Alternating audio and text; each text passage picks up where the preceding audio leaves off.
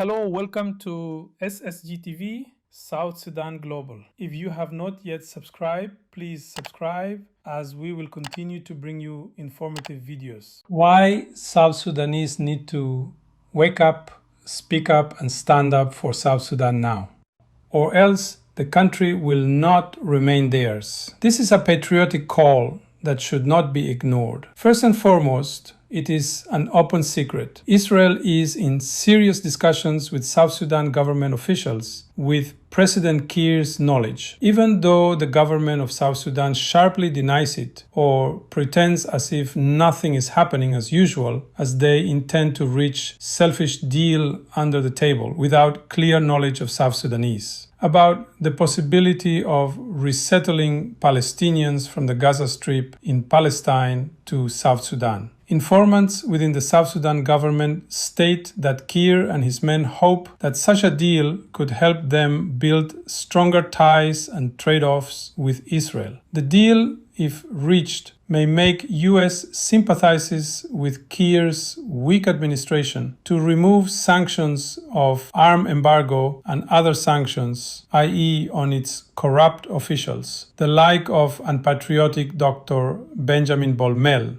Mel's snoops believe he is hell-bent to become president using cheap paraphernalia, using backdoor that poses serial national security threats to South Sudanese. Is it not a miscalculated strategy that they think will aid them better to cling to power in South Sudan? It's myopic, to say the least. If our leaders are really of sound minds, are there no better avenues to continue cementing ties with Israel? Considering that Israel did not become a good friend of South Sudanese today, it dates back to the days of our liberation struggle, and the relationship had continued to be good. Quick history to know as South Sudanese, in case you didn't know. The British colonial secretary in 1903, Joseph Chamberlain, proposed allocating part of what is now Kenya as a Jewish homeland, calling it the Uganda Scheme. Theodor Herzl brought the proposal to the Zionist Congress, where he intended it as a temporary escape for Jews, Israelis, enduring anti-Semitism in Europe. We are talking about what happened to Israelis back then, and the Palestinians were comfortably living in Palestine, in their land, just as South Sudanese are now in South Sudan. Where are the Palestinians now? The Zionist Congress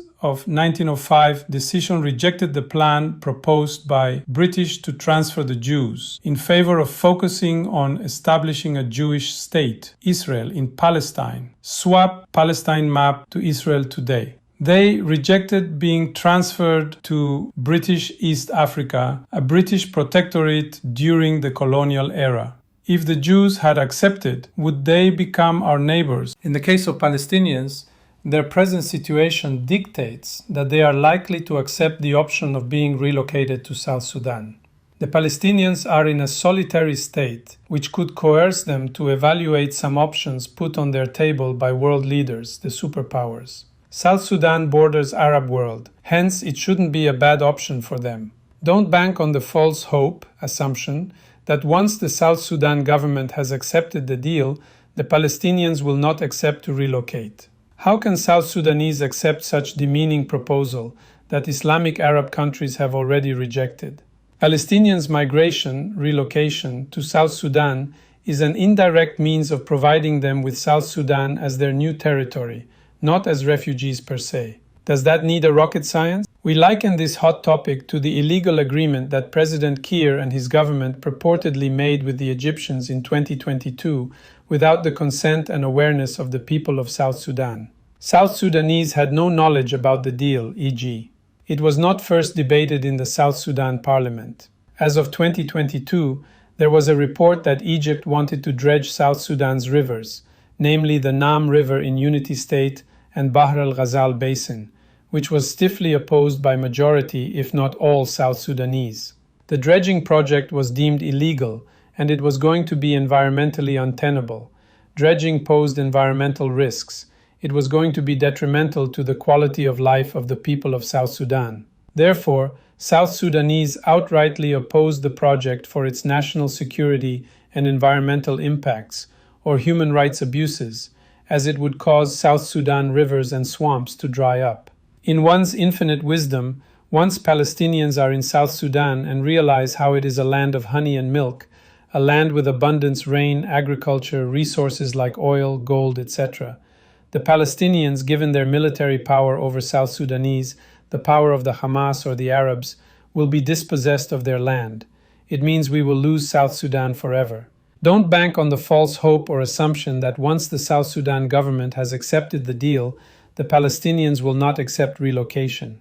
Currently, the Palestinians are in a solitary state, which could cause them to evaluate some options put on their table. We won't rule out the possibility of them coming to South Sudan. Recall that once we are dead gone, like our ancestors, we will not be present to witness the challenges our grandchildren will encounter. This implies that our inaction today will ultimately burden the next generations in South Sudan. The next generations comprise our children, the children of our children, and so on. We represent the next generation today, and tomorrow we will be the preceding generation.